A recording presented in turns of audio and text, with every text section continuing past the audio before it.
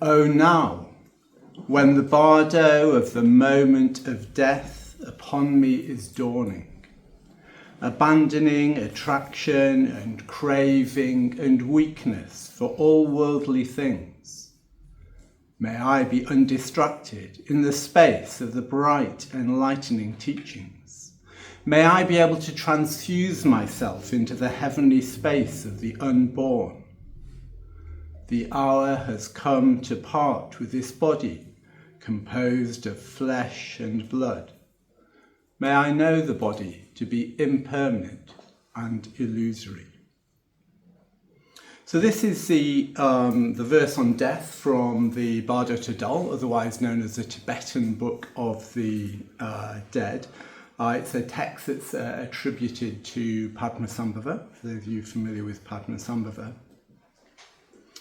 So I wanted to start that. We're celebrating today, Parinirvana Day, and so we're particularly focusing on the Buddha's death, that's sort of the Parinirvana.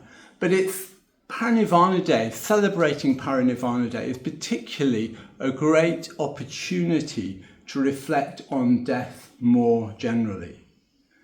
And so what I want to do in the talk today, this afternoon, is to look at, well, why do we do that? Why do we reflect on death as Buddhists, and how do we do that? But I also will, towards the end, say something about the Parinirvana itself, the Buddha's death. So why do we reflect on death? So there are probably at least three reasons for this. The first one is that reflecting on death helps us to not waste our time. It helps us to, in a way, make the most of our life, to bring into focus what's important in our life. Again, in the Bardo Tadal, the Tibetan Book of the Dead, there's a verse towards the end that goes, O procrastinating one, who thinks not of the coming of death, devoting yourself to the useless doings of this life. Improvident are you in dissipating your great opportunity. Mistaken indeed will your purpose be now, if you return empty-handed from this life. Since the holy Dharma is known to be your true need, will you not practice the holy Dharma even now? Thus say the great adepts in devotion. So it's saying, don't waste our life, don't procrastinate, make the most of our life. It's saying that, life is short. Of course, we don't know how long our life is going to be, but life essentially is short, and it's easy to forget that. Shantideva in the Bodhicharyavatara puts it like this. Hey you, expecting results without effort, so sensitive, so long-suffering, you, in the clutches of death, acting like an immortal. Hey, sufferer, you are destroying yourself. So strong words from Shantideva. But I love this thing about, being in the clutches of death, acting like an immortal. It's like we so easily just forget that we are going to die. Of course, we all know we're going to die. Of course we do. But on a deeper level, we don't, or we certainly don't behave like that. So we're acting like an immortal even while we're in the clutches of death. Because, of course, death can come any time. A very good friend of mine, younger than me, who died at the end of the year, another order member, and from he became ill, and from the start of his illness, which appeared very innocent, like just like a bad flu or something like that, to the end of his life was 2 months. He just very quickly. It was a big shock to everybody who was around him, and it just came suddenly, seemingly out of, good health. He went very quickly from good health into dying. So yes, death can come at any time. Emily Dickinson, she says this: "Because I could not stop for death, he kindly stopped for me. The carriage held but just ourselves and immortality."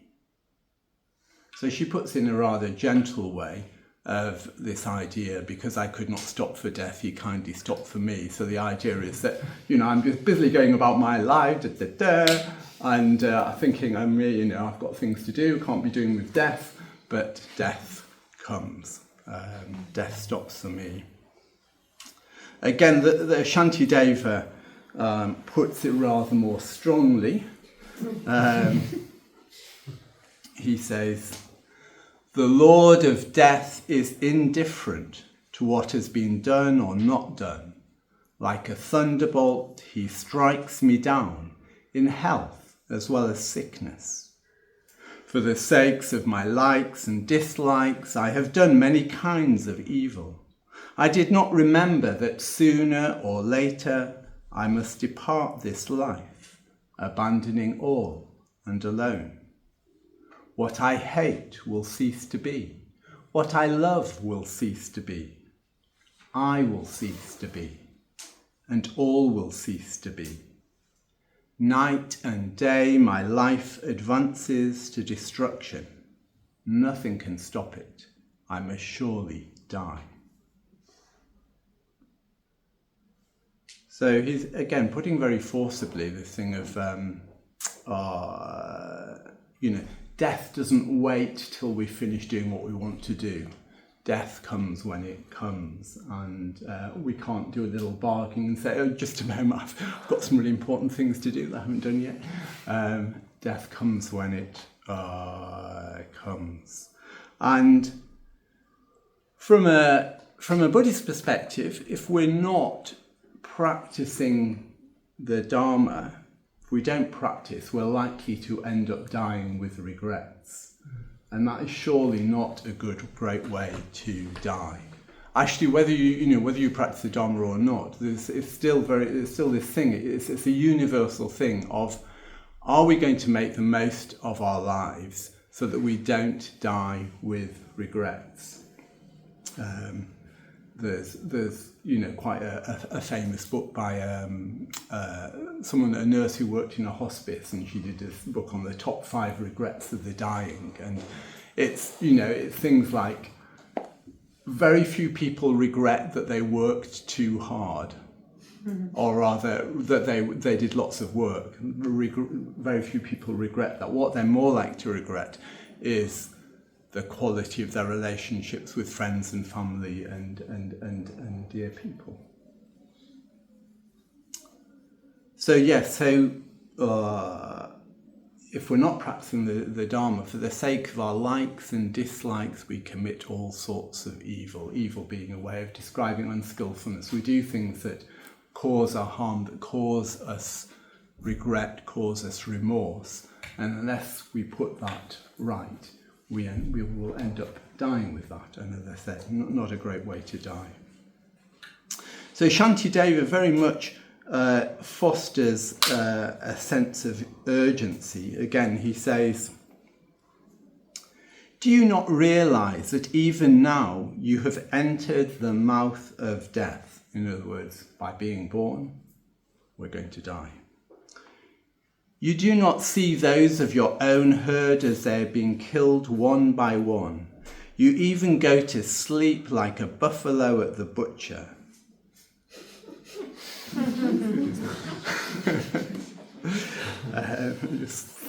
Anyway, you get the point. So when Yama, that's a word for death, is sizing you up, and at every turn your way is blocked, how can it please you to eat? How can you sleep? How make love? So Shantideva very forcibly is reminding us not to be complacent with our lives. So this is the first, and perhaps in some ways the most important, arguably the most important, that what a reflection on death can do is help us to create a sense of spiritual urgency, a sense of urgency of making the most with our lives and not wasting our lives, not spending time doing things that we're going to, regret. Nobody's going to get to their deathbed and say, "Oh, I should have spent more time on Instagram," for example. So the second big area is to do with our relationships with other people. So first of all, reflecting on death can help us to get a much better perspective on any grudges or resentments or misunderstandings that we have. The Dhammapada, words from the Buddha, say, "People forget that they're going to die soon. Those that remember compose their quarrels. For hate is not conquered by hate. Hate is conquered by love. This is the eternal law." So when we have a perspective of death, we're much more likely to see that our quarrels, our disagreements, our resentments around other people are futile, and it's actually not going to take us anywhere helpful, and so it can help us to compose our quarrels. But put more positively, it can just help us to have more positive relationships with other people, and also to express our positive appreciation. We often have, it's quite traditional, isn't it, to have eulogies at funerals and, in obituaries, and certainly at a Buddhist funeral, we rejoice in people's qualities, we rejoice in their merits. But arguably, you could say it's a bit late then, and wouldn't it be better to do it whilst they're still alive rather than, once they died? Of course, it's great to remember people in that way at their funerals, but it's also good to do it when they're still alive.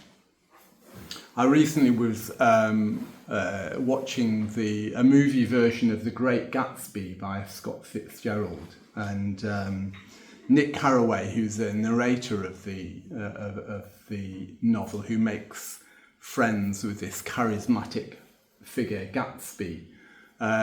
Just before Gatsby dies, he expresses his appreciation for him, and then there's a later bit where he's reflecting, saying, "I'm so glad I said that to Gatsby before he died. He didn't know he was going to die."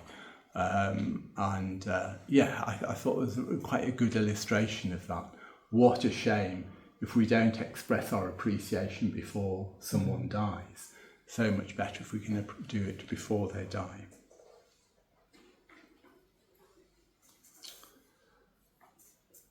Okay, so reflecting on death can help in terms of our relationships with other people. It can also be, which is the third area, it can also be a basis for insight, for understanding the nature of reality. So Sangharakshita Bhante, the founder of the movement, said, we cannot afford to forget the fact that human life is essentially an unstable, fragile thing. Without a real sense of that impermanence, we cannot free ourselves from the idea there are at least some things that we can depend on never to change. Reflecting on bodily death reminds us that everything is changing. Our families, our homes, our country, even ourselves. There is nothing that we can hang on to, nothing we can keep. If you become fully convinced, both intellectually and emotionally, that the body will come to an end one day, and if you have sufficient positivity to make real changes to the priorities in life as a result, surely this is the way to the arising of transcendental insight.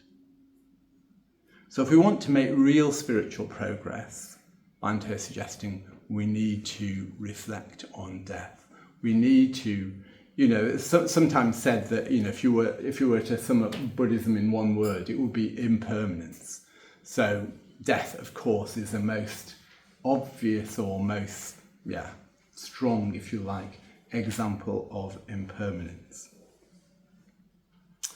But as I say, unfortunately, we tend to sort of kind of ignore it or forget it. We do all manner of things to avoid looking at death, avoid the fact of our aging in various ways. I'll let you reflect on how you do that.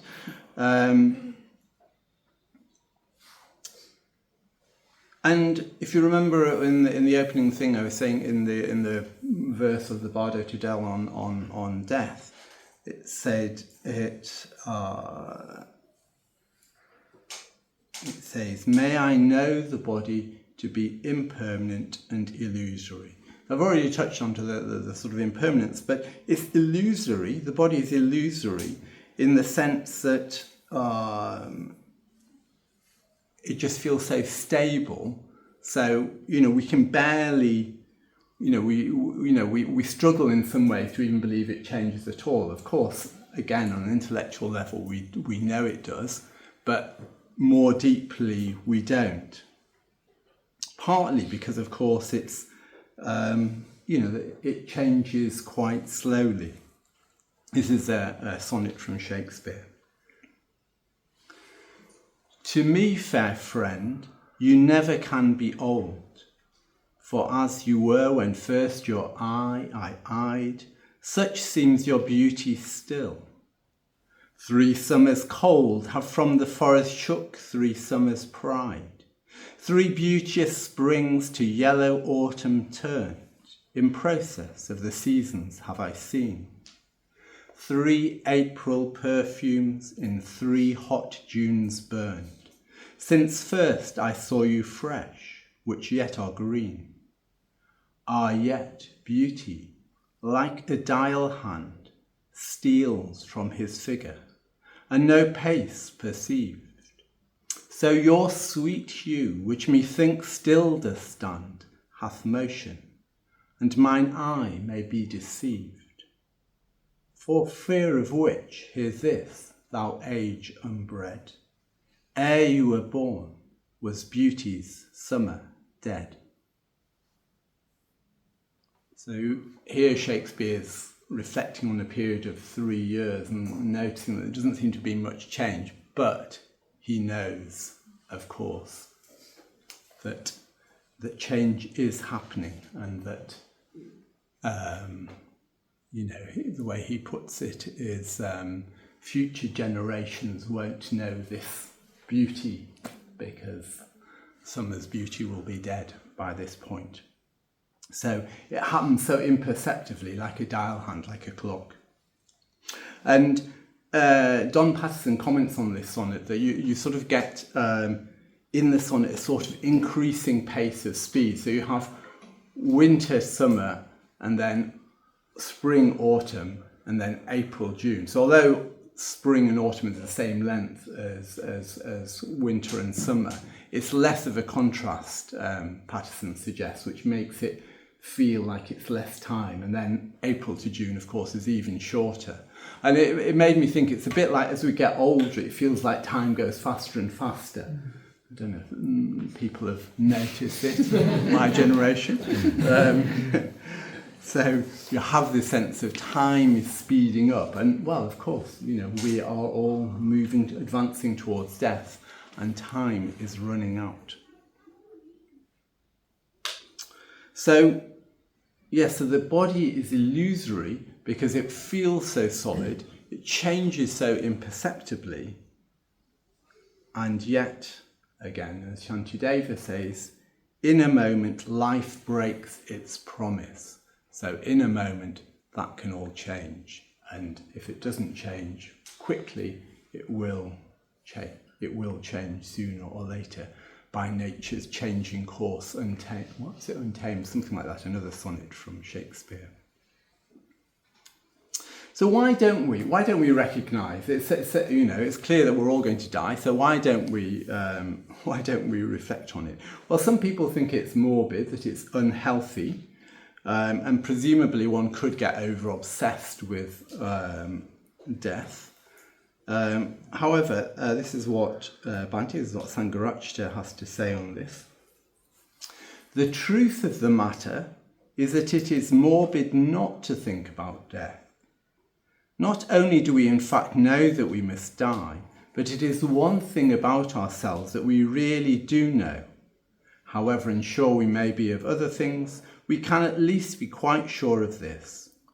Not to think about death, therefore, is to deprive ourselves of the most certain knowledge that it is possible for us to have. It is to deprive ourselves of the one thing on which we can rely absolutely. Moreover, not to think about death is to deprive ourselves of the possibility of knowing what we truly and really are. Indeed, it is to deprive ourselves of our very humanity. So again, that's quite a thing to reflect on there, that we're depriving ourselves of our very humanity if we are not in relationship, if we don't reflect on death and our own death.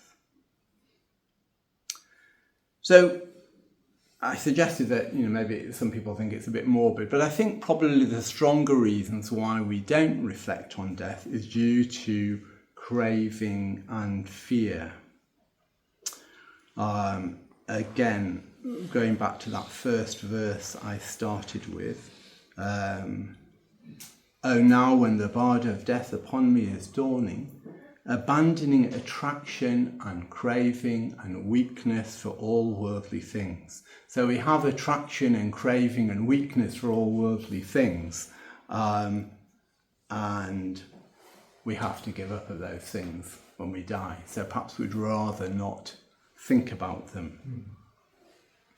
And I think in a way, from there you can see how fear arises, because we fear losing those things that we're attracted to, or that we have weakness for, or that we crave, and so we fear death. Sometimes it's said that all fear is really at root of fear of death. But you could see fear as, in a sense, the underbelly of craving. I was recently travelling in India, and I started noticing all my fears, which were just the other side of the craving. So my cravings were, or my desires were, I wanted the journey to go smoothly, I wanted to stay healthy, I wanted to eat nice food, I wanted to get to a place under the Bodhi tree, near the trunk of the tree, I wanted to go buy a nice new rupa. And of course the flip side of that is fear, which is that we might not make the connections. We had quite tight connections. I might get ill. I might arrive late where they were serving the lovely food and miss it, which would be very terrible. There might be no space left around the Bodhi tree, again, because I arrived too late. And I might not be successful in finding a rupa. I wasn't actually, as it happened. But not that I needed one even, but anyway. Nevertheless, so this is sort of the fear is the flip side in some ways of craving. We want things to go the way we want them to go, and we fear they don't. And then, of course, that drives our actions, that drives our relationships, and it creates a kind of tension as we're sort of leaning into life to try and get things, or sort of backing off from it out of fear.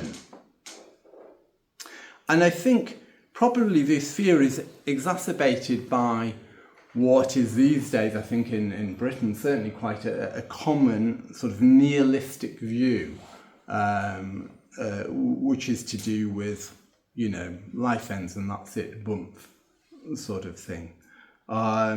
I think perhaps if we've got a more eternalistic view, that is a view that life continues beyond death, we're perhaps less fearful. So Emily Dickinson says, because I could not stop for death, he kindly stopped for me. The carriage held but just ourselves and immortality. So she seemed to have a belief in immortality beyond a death, which presumably was reassuring.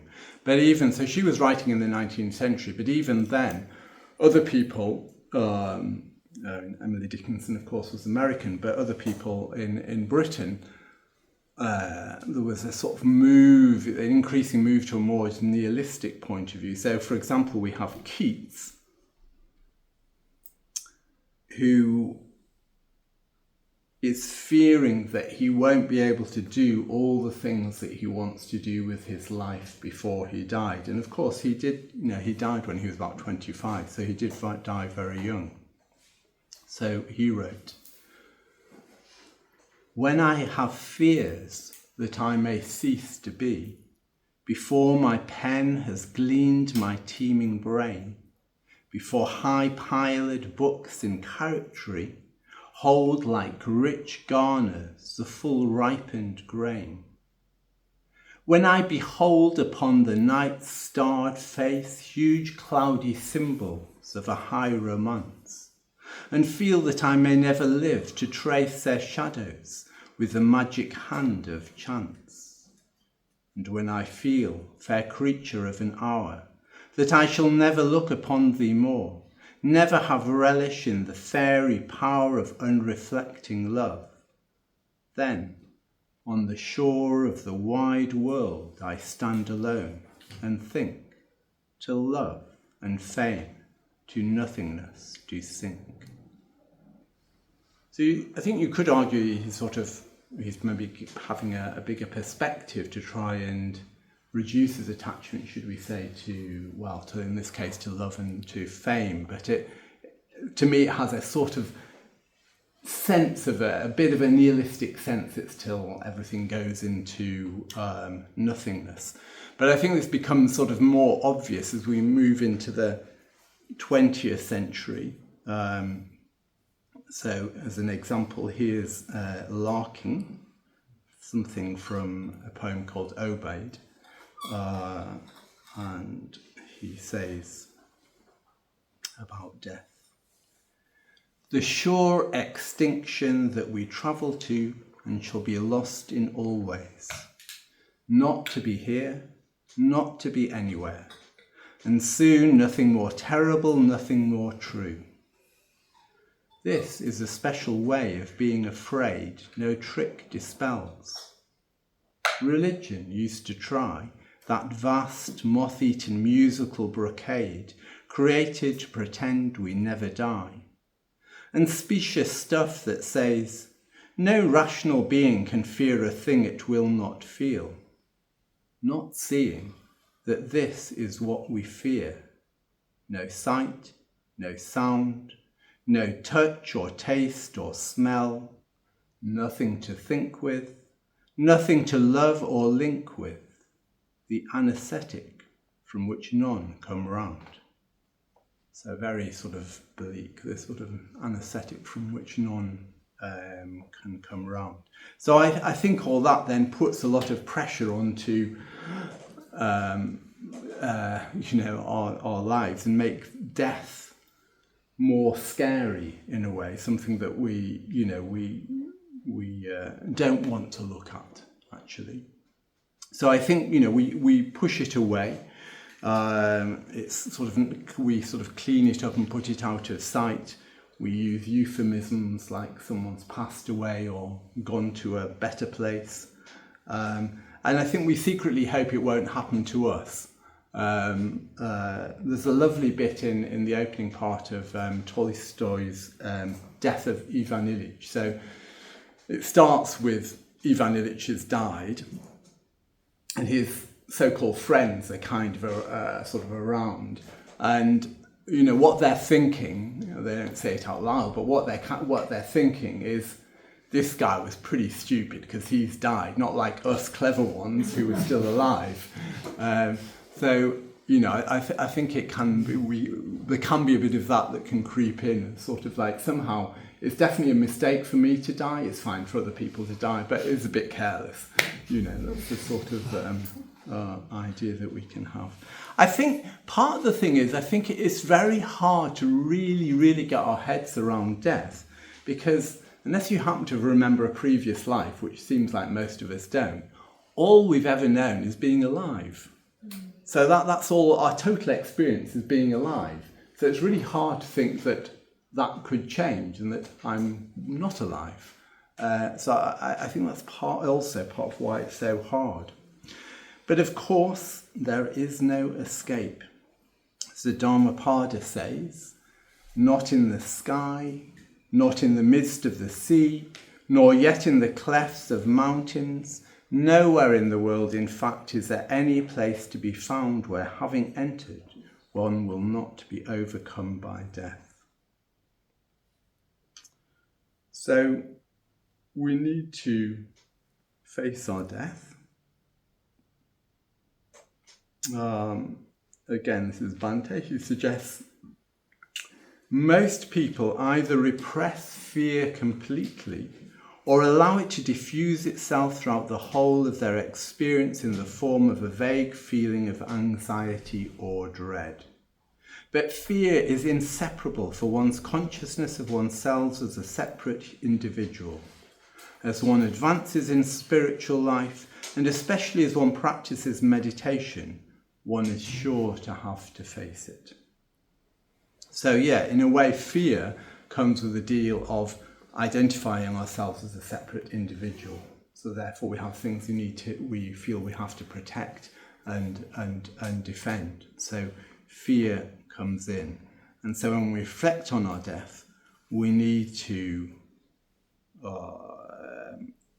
face fear. So how do we do that? I want to now turn on to how do we reflect on death. I think first of all, it's really important we recollect why we're doing it. I gave these reasons about, it's primarily about spiritual urgency, about making the most of our lives, but it's also for improving, fostering good relationships with other people. It's also for spiritual insight as well. Now, clearly, we need to have a little bit of care about how we do that. Years ago, I was leading a sort of big retreat with the LBC, and I decided we'd do a day on impermanence. So we had lots of readings on impermanence throughout the day, and I was just saying, "Oh, this is great, happy, happy, happy." And meanwhile, other people looking more and more grim as the day went on. So we do need to be a bit careful in how we approach it. And in a way, what that implies is that we need a strong foundation of metta before we contemplate death. So, how do we do it? Well, we can reflect simply. We can just, in meditation, or indeed outside of meditation, we can just reflect, I'm going to die. I'm going to die. It's inevitable. We can just say to ourselves, death, death. We can reflect on the precariousness of human life. So it's, as they say, life is held by a thread. And also we can reflect there are no, in a sense, special conditions for death. What I mean by that is it can happen during the daytime or the nighttime. It can happen whether we're young as well as whether we're old. It can happen whether we're healthy or whether we're sick. So there are no special conditions. And we can also reflect that everybody has to die. It's universal. As you've probably already seen, I quite like to use poetry as a means of reflecting. I think for me it can really help, particularly learning poems actually, but also just reading poems in this area, because the danger can be you'll get a bit heady, and we really want to sort of know it in our bones, not just a sort of idea, because of course, as I've said already, we know that we're going to die. And there are lots of great poems to do with impermanence and death. So just to give you a couple more, this one is by Edna St. Vincent Millay, another American writer, and she's describing the pain of aging. So a good reflection on impermanence. Another sonnet. What lips my lips have kissed, and where and why I have forgotten, and what arms have lain under my head till morning. But the rain is full of ghosts tonight that tap and sigh upon the glass and listen for reply. And in my heart there stirs a quiet pain for unremembered lads that not again will turn to me at midnight with a cry. Thus in winter stands the lonely tree, nor knows what birds have vanished one by one, yet knows it bows more silent than before. I cannot say what loves have come and gone. I only know that summer sang in me a little while, that sings in me no more. So it's very poignant reflection on her aging. I don't actually think she was very old when she wrote this, actually, but anyway. Nevertheless. I think she was even happily married, so I don't know about these unremembered lads, but anyway. But nevertheless, it's a very good poem to reflect on. And this is just a very short one from Ezra Pound on what happens if we don't make something of our life. So he says, "And the days are not full enough, and the nights are not full enough, and life slips by like a field mouse, not shaking the grass." There's this image of a mouse going through the grass, and in other words, we're not having any impact in our lives because we're not doing what we really want to do with our lives.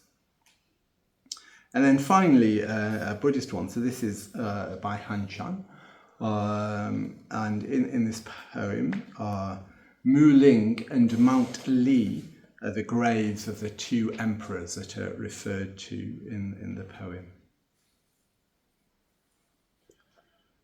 Often have I heard how Emperor Wu of the Han and the first emperor of the Qin before him delighted in tales of immortals and spirits, and tried in vain to prolong their lives. Now their golden towers are broken, their palaces have vanished away, while the grave at Muling and the tomb of Mount Li are today a wilderness of weeds. So even the rich and powerful must die, and eventually things don't remain, and their graves become like a wilderness of weeds. So we can reflect on death in these ways. So just directly reflecting in meditation. We can use poetry. Traditionally, we also people use bones.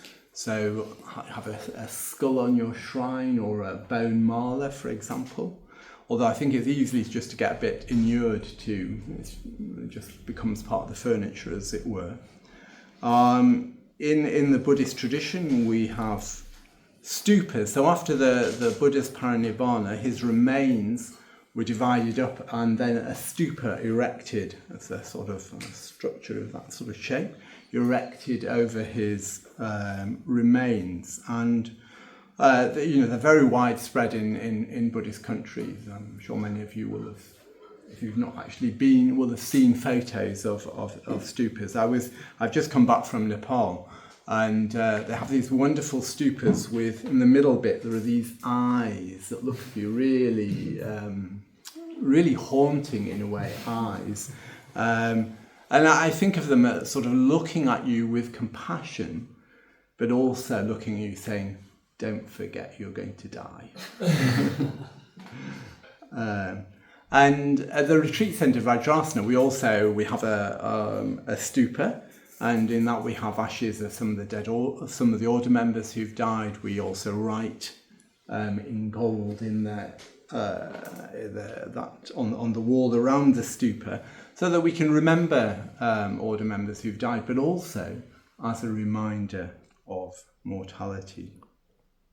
And then finally, I wanted to mention just on how to reflect on death is to make a will.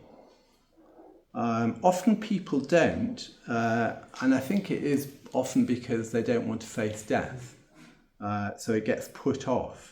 But I think it's a great way of bringing into focus that you are going to die.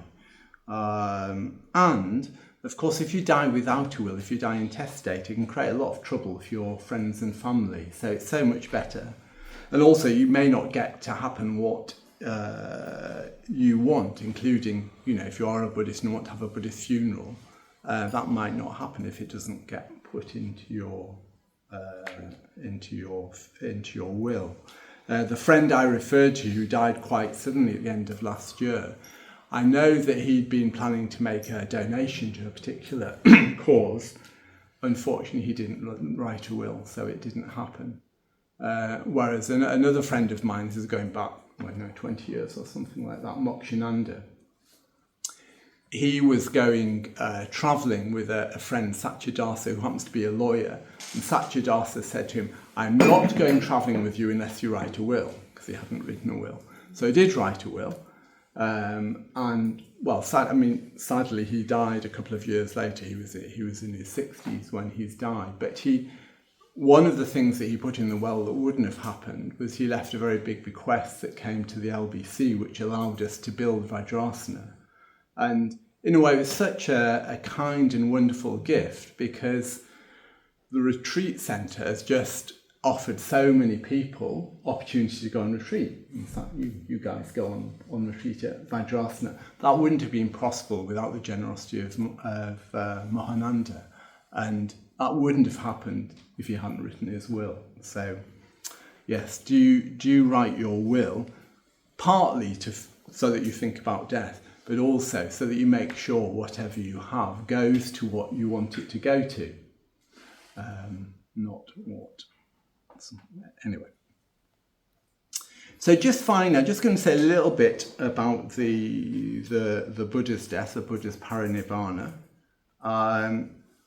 In doing that, I think we need to think about death. What happens to a non-enlightened person after their death. So, in Buddhist tradition, as I'm sure most of you will know, there's an idea of rebirth. So the idea is that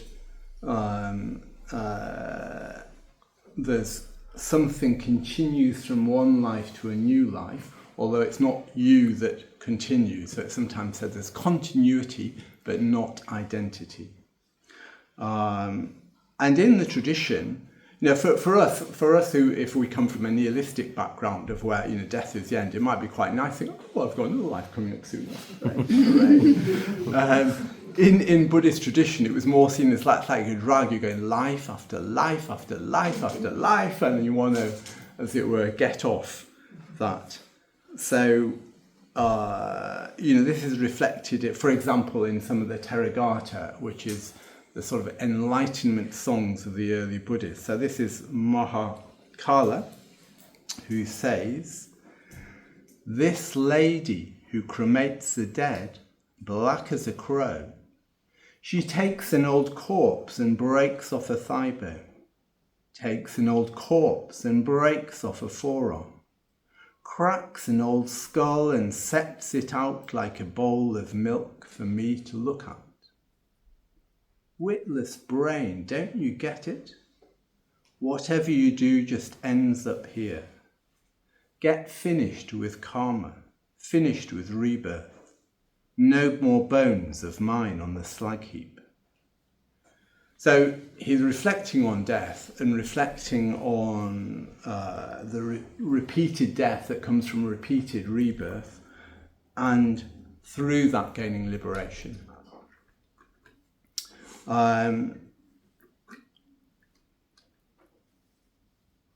So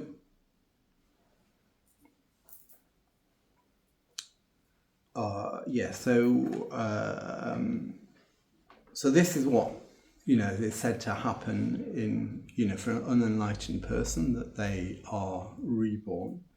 In the Tibetan tradition, it's said that there is a possibility of gaining liberation in the bardo, in the intermediate period between one life and the other. It's said that a clear light appears, and if you unite with that, there's a possibility of liberation. Interestingly, there's a sort of, if you're familiar with the writings or the talk about near-death experiences, it often talks about a bright light appearing in near-death. It's a common part of the near-death experience. But if we want to do that, we need to practice now. We can't wait till death. As Bhante said, there's no last-minute methods. We can't just go along and just doing whatever, and then moment of death, here's the bright light, I will now unite with it. I don't think it works like that, unfortunately.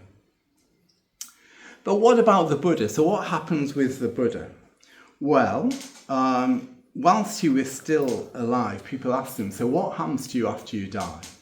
And he said, neither exist, nor doesn't exist, nor both, nor neither. So this is referred to as undetermined questions. So he denied any of the sort of, as it were, four possibilities. What Bhante suggests about this is that it's not that the Buddha didn't know, but it's not something that's susceptible to logical treatment. And I think that's hard for us to get our heads around. We want a sort of definite answer. So does something happen or does not something happen? Well, I'm afraid we're not getting a straightforward answer to that. We might get a poetic clue in the Udanas. So the Udanas are verses of inspiration by the Buddha. Again, the Buddha can't describe his own death, because obviously. But interestingly, the text on the Udanas, the final two sections concern somebody called Dabba. And I think in a way, it's sort of in lieu of the Buddha talking about his own Parinirvana, he talks about Dabba's Parinirvana. So Dabba was he was someone who apparently he was said to have mastery over the fire element, and he was said to be a wonderful guest master. So when people were coming and wanted to stay in the sort of kind of monastery, the early monastery, they get Dabba, and apparently it's because he could set a light on the end of his finger and sort of show you the way. Make of that what you will. But anyway, it's what's described in the Ujjana is he goes to the Buddha and says, it's time for my Parinirvana. And the Buddha, as he often did, said, do what you think it's time for. And then he prostrated before the Buddha, keeping the Buddha on his right side. And then it said he rose up in the air, and in the sky, while cross-legged in space, he entered into the fire element, emerged and attained final Nibbana, in other words, Parinirvana. So he went off into the fire element. So again, make of that what you will. Remember, he was the master of the fire element. But then the Buddha goes on to describe what's happened to his disciples. And he says, just as the born, that is the goal or the destination, just as the born is not known of the gradual fading glow given off by the furnace heated iron, as it is struck with the smith's hammer, So there is no pointing to the bourne of those perfectly released who have crossed the flood of bondage to sense desires and attained unshakable bliss. So we have a metaphor here of the fire going out. So what you need to understand is that in Indian ideas at the time is that when fire went out, it didn't disappear altogether. It went into a more subtle form, which was not perceptible. So that's what in Nibbana literally means blowing out. So this is what, in a way, is being alluded to, of something going into a more subtle form. And then there's this comment about the unshakable bliss. So all of that, I think, just gives us a little bit of a hint about the Buddha's Parinirvana, about, yes, going into something much more subtle, imperceptible, and with unshakable bliss. So I'm going to conclude now. So I hope I've made it clear that it's really worth reflecting on our death, that there's a real spiritual advantage to it. It's in fact, whether you're a Buddhist or not a Buddhist, to reflect on death can really help you to make the most of your life, to get on with what is most important in life, to take real responsibility for our life, not to be blown about, not to be passive in our lives, but to be active. So I'm just going to finally finish by a piece by someone called Renyo. So Renyo was a 15th century Japanese practitioner, Jodo Shinshu, that's a Pure Land practitioner, a sort of spiritual descendant of Shinran. And I think for me this touches on quite beautifully onto some of the themes that I've been talking about in this talk, and it's called White Ashes. In silently contemplating the transient nature of human existence, nothing is more fragile and fleeting in this world than the life of a person. Thus, we have not heard of a human life lasting for 1,000 years. Life swiftly passes, and who among people can maintain his form for even 100 years? Whether I go before others, or others go before me, whether it be today or it be tomorrow, who is to know? Those who leave before us are countless as drops of dew. Though in the morning we may have radiant health, in the evening we may return to white ashes. When the winds of impermanence blow, our eyes are closed forever, and when the last breath leaves us, our face loses its colour. Though loved ones gather and lament, everything is to no avail. The body is then sent into an open field and vanishes from this world with the smoke of cremation, leaving only the white ashes. There is nothing more real than this truth of life. The fragile nature of human existence underlies both the young and the old, and therefore we must, one and all, turn to the teachings of the Buddha and awaken to the ultimate source of life. By so understanding the meaning of death, we shall come to fully appreciate the meaning of this life, which is unrepeatable, and thus to be treasured above all else. By virtue of true compassion, let us together live with the thought of Buddha in our hearts. With reverence, I remain.